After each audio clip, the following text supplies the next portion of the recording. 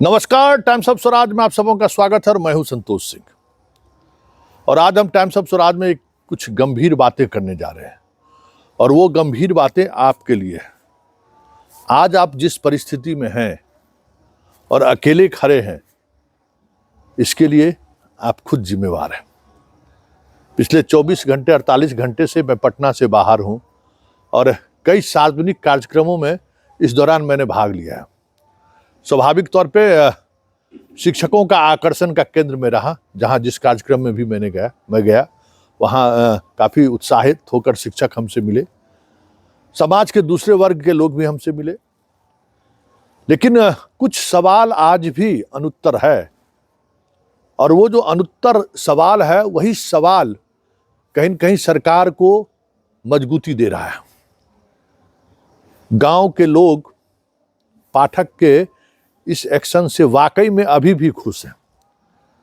हालांकि बहुत सारी चीजें डिबेट के बाद गांव के लोग भी ये बात समझने को तैयार हुए कि नहीं, कुछ चीजें सही नहीं है, लेकिन गांव के लोग अभी भी पाठक के साथ खड़े हैं और पाठक को लेकर एक अलग तरीके का नजरिया बना रखा है और इसके लिए कोई और जिम्मेवार नहीं, आप जिम्मेवार हो।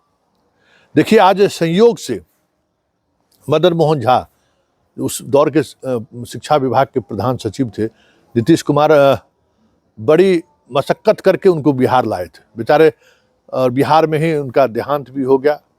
लेकिन उनकी सेंसिटिविटी, संवेदनाएं जो उनके अंदर थी, उन संवेदनाओं को लेकर आज उनके काफी करीबी एक अधिकारी से हमारी मुलाकात हुई।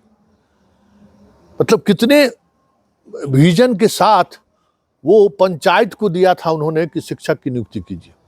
उनके अंदर में एक भाव था जो जिस समय में देश आज़ाद हुआ, आज़ादी के जब तक सरकारीकरण का दौर नहीं शुरू हुआ था शिक्षा का, उससे पहले जो कमेटी गठित होती थी गांव समाज में, और वो लोग जो प्रोफेसर की, शिक्षकों की जिस तरीके से नियुक्ति करते थे, वो मदन मोहन झा के दिमाग में भी वही बातें चल रही थी कि पंचायत को अगर हम दे देंगे तो पंचायत के मुखिया, सरपंच जो भी हो, प्रमुख हो, कम से कम वो अपने बच्चों को पढ़ाने के लिए सौदेबाजी तो नहीं करेगा, अच्छे लोगों को बहाल करेगा।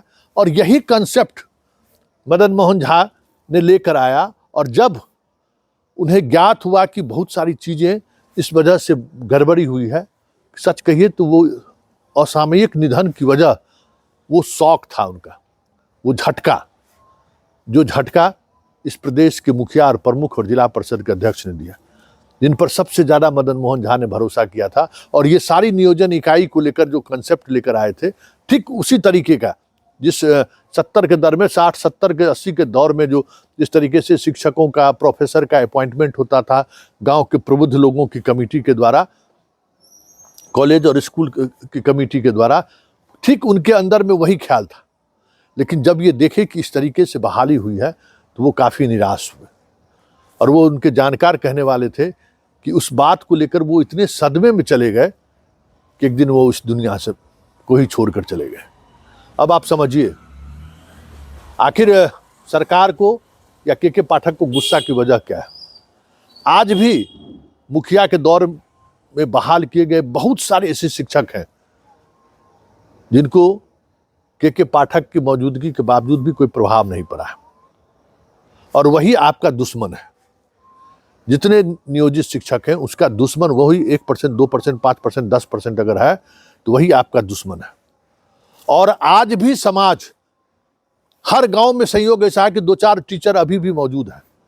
कई लोगों से हमारे इस पिछले 72 घंटे के दौरान सैकड़ों लोगों से हमारी, स्वाभाविक है, शादी विवाह के समय में बहुत सारे लोग, बहुत तरह के गांव के लोग आते हैं। हर लोगों की यही प्रतिक्रिया थी, जो गांव का जो शिक्षक बहाल हो गया है ना, वो चलने ही नहीं दे रहा है, किसी को अभी भी चलने नहीं दे रहा है। इस वजह से शिक्षा व्यवस्था पाठक के चाहने के बाद भी पटरी पर नहीं आ रहा। और ये बातें वो अपने जनप्रतिनिधि, विधायक के पास भी बोलते हैं, सांसद के पास भी बोलते हैं, मंत्री को भी बोलते हैं कि सबको हटाइए यहाँ से।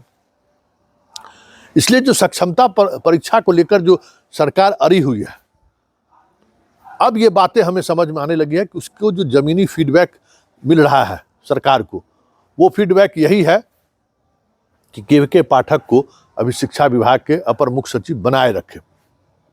लोग खुश हैं। शिक्षक भले ही नाराजगी व्यक्त कर दें, लेकिन लोग खुश हैं। इसलिए किसी भी परिस्थिति में पाठक के हटाने की बात तो सोचना दूर, पाठक के किसी एक्शन पर सवाल खड़े होने की भी बात हो जाए। पब्लिक उनके साथ है।